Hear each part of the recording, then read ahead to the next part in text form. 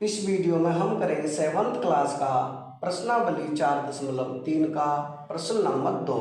प्रश्न है निम्नलिखित को हल कीजिए। यानी कि इस प्रश्न में 3 भाग हैं, तीनों भागों को हम इसी वीडियो में हल करेंगे। तो इसका पहला भाग है यानी कि भाग ए। अध्यापिका बताती है कि उनकी कक्षा में एक विद्यार्थी द्वारा प्राप्त किए गए अधिकतम अंक प्राप्त किए गए न्यूनतम अंक का दुगना जमा 7 है। यानी अध्यापिका ने बताया है कि उनकी कक्षा में जो अधिकतम अंक हैं वो न्यूनतम अंक के दुगने से 7 अधिक है। जमा का मतलब अधिक है।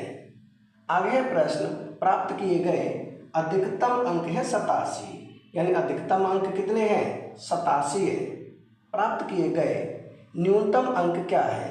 यानी हमें न्यूनतम अंक बताने हैं।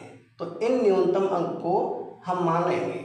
यहाँ लिखेंगे माना न्यूनतम अंक, न्यूनतम अंक। माना न्यूनतम अंक है x।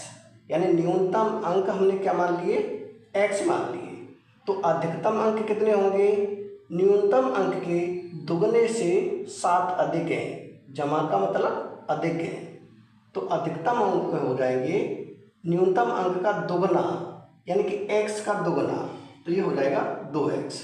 जमा में हो जाएगा 7 बराबर, जबकि कितने हैं? 87 है। तो यहाँ लिख देंगे 87। ये बन जाएगा समीकरण। अब हम करेंगे इसे हल। तो 7 को ले जाएंगे दूसरी तरफ, यानी ये है 2x बराबर में है 87। 7 को दूसरी तरफ ले जाएंगे तो हो जाएगा माइनस के, यानी कि 2x बराबर 87 में से 7 घटाएंगे तो कितना बचेगा? 80 बचेगा। यानी ये हो जाएगा x बराबर 80। 2 चला जाएगा दूसरी तरफ भाग में, तो 2 हो जाएगा यहाँ। 2 से काटेंगे, 2 एकम 2, 2 चौक 8, 1 0 है, यानी कि 40। x बराबर कितना आया? x बराबर आ गया 40। यानी न्यूनतम अंक कितने होंगे? न्यूनतम अंक हो जाएंगे 40। ये हो जाएगा ए भाग का उत्तर। अब हम करेंगे इसका बी भाग। तो बी भाग में है किसी समद्विबाहु त्रिभुज में आधार कोण बराबर होते हैं। यानी कि जो समद्विबाहु त्रिभुज होते हैं उनके आधार कोण होते हैं वो होते हैं बराबर। जैसे ये कोई समद्विबाहु त्रिभुज है। समद्विबाहु त्रिभुज क्या होता है? जिसकी 2 भुजा बराबर हों। जैसे ये भुजा और ये भुजा, ये दोनों बराबर है, तो ये हो जाता है समद्विबाहु त्रिभुज। अब आधार कोण होता है कौन सा? ये वाला, ये और ये दोनों होते हैं आधार कोण, और ये होता है शीर्ष कोण। तो आगे प्रश्न दिया हुआ है शीर्ष कोण 40 है, यानी कि ये कितना है? 40 अंश दिया हुआ है। इस त्रिभुज के आधार कोण क्या है? यानी इस त्रिभुज के ये आधार कोण, ये वाला कोण और ये वाला कोण, ये दोनों में बताने हैं ये क्या है। याद कीजिए कि त्रिभुज के तीनों कोणों का योग 180 अंश होता है। यानी त्रिभुज के तीनों कोणों का योग कितना होता है? 180 होता है। ये प्रश्न में दिया हुआ है। तो अब हम क्या करेंगे? इन दोनों आधार कोणों को मानेंगे। यहाँ लिखेंगे माना प्रत्येक आधार कोण। आधार कोण क्या है? x मान लिया हमने, x अंश। यानी ये भी x अंश है और ये भी x अंश है। जबकि हमें दिया हुआ है कि त्रिभुज के तीनों कोणों का योग कितना है? 180। तो इन त्रिभुज के तीनों कोणों को हम जोड़ देंगे। यानी ये कि x है तो x प्लस ये भी x, तो x प्लस 40, तो ये हो जाएगा 40 बराबर कितना होता है? 180 होता है। यहाँ लिख देंगे 180। अब इस 40 को हम ले जाएंगे दूसरी साइड, तो x और x ये तो हो जाएंगे 2x बराबर कितना है? 180। 40 को उधर ले जाएंगे तो हो जाएगा माइनस के 40। ये हो जाएगा माइनस के 40। अब ये आगे होगा 2x बराबर 180 में से 40 घटाएंगे, तो 180 में से 40 घटाने पर कितना आएगा? ये आ जाएगा 140। अब 2 को ले जाएंगे दूसरी साइड, यानी कि x बराबर 140, 2 चला जाएगा बट्टे में, यानी कि भाग में। अब 2 से हम काट दें, 2 एकम 2, 2 सत्ते 14, एक जीरो है तो एक जीरो अंश, यानी कि x बराबर कितना आया 70 आया। आधार कोण जो होंगे वो कितने डिग्री के होंगे, वो होंगे 70 अंश के, यानी दोनों ही 70 अंश के हो जाएंगे। ये हो जाएगा हमारा बी भाग का उत्तर। अब हम करेंगे इसका सी भाग। तो सी भाग में है सचिन द्वारा बनाए गए रनों की संख्या राहुल द्वारा बनाए गए रनों की संख्या की दुगनी है, यानी कि जो रन सचिन ने बनाए हैं वो राहुल से दोगुने हैं, यानी कि राहुल ने जो रन बनाए हैं उससे दोगुने रन बनाए हैं सचिन ने। उन दोनों द्वारा मिलकर बनाए गए कुल रन एक दोहरे शतक से 2 रन कम है, यानी दोनों ने जो रन बनाए हैं वो दोहरे शतक से 2 कम है।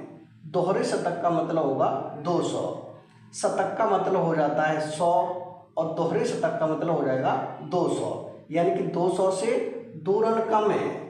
प्रत्येक ने कितने रन बनाए, तो हमें बताना है कि सचिन ने कितने रन बनाए और राहुल ने कितने रन बनाए। सचिन ने जो रन बनाए हैं राहुल के रनों से डबल है, तो हम राहुल के रनों की संख्या मानेंगे। यहाँ लिखेंगे माना राहुल राहुल के रन कितने हैं x हैं, यानी राहुल ने x रन बनाए हैं। अगर राहुल ने x रन बनाए हैं तो सचिन ने इसके डबल बनाए हैं 2 गुने, तो सचिन के हो जाएंगे 2x। यहाँ लिखें सचिन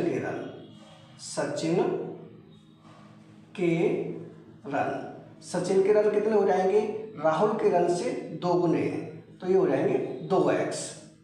अब दोनों ने मिलकर दोहरे शतक से 2 रन कम बनाए हैं, तो दोनों को मिला देंगे, यानी ये हो जाएगा x प्लस 2x बराबर दोहरे शतक का मतलब 200 उससे 2 कम, यानी कि ये हो जाएंगे 198।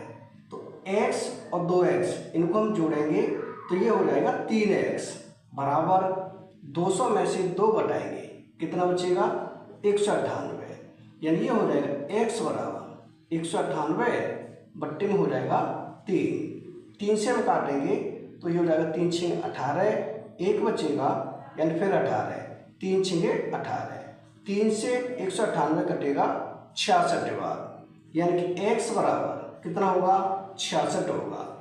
x बराबर हो जाएगा 66, यानी कि x हमने किसके रन माने थे, राहुल के माने थे, तो राहुल के रनों की संख्या क्या होगी 66 हो जाएगी। यहाँ कहते हैं राहुल के रन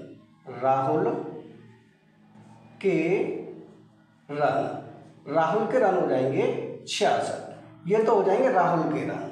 सचिन के रन इससे डबल हैं तो यहाँ लिखें सचिन के रन।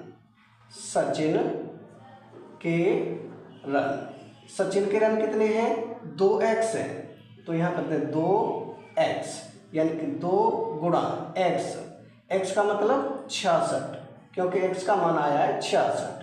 अब 2 का गुणा करेंगे, 2 छिक्के 12 हासिल 1, 2 छिक्के 12 1 13, यानी कि 132। सचिन ने कितने रन बनाए 132 बनाए और राहुल ने कितने रन बनाए 66 रन बनाए। ये हो जाएंगे दोनों के अलग अलग रन, यानी यही हो जाएगा सी भाग का उत्तर। यानी इस प्रश्न के तीनों भाग हो चुके हैं कंप्लीट, यानी कि प्रश्न नंबर 2 हो चुका है कंप्लीट। अगर वीडियो पसंद आए तो लाइक करें, कमेंट करें, अपने दोस्तों के साथ शेयर करें। धन्यवाद।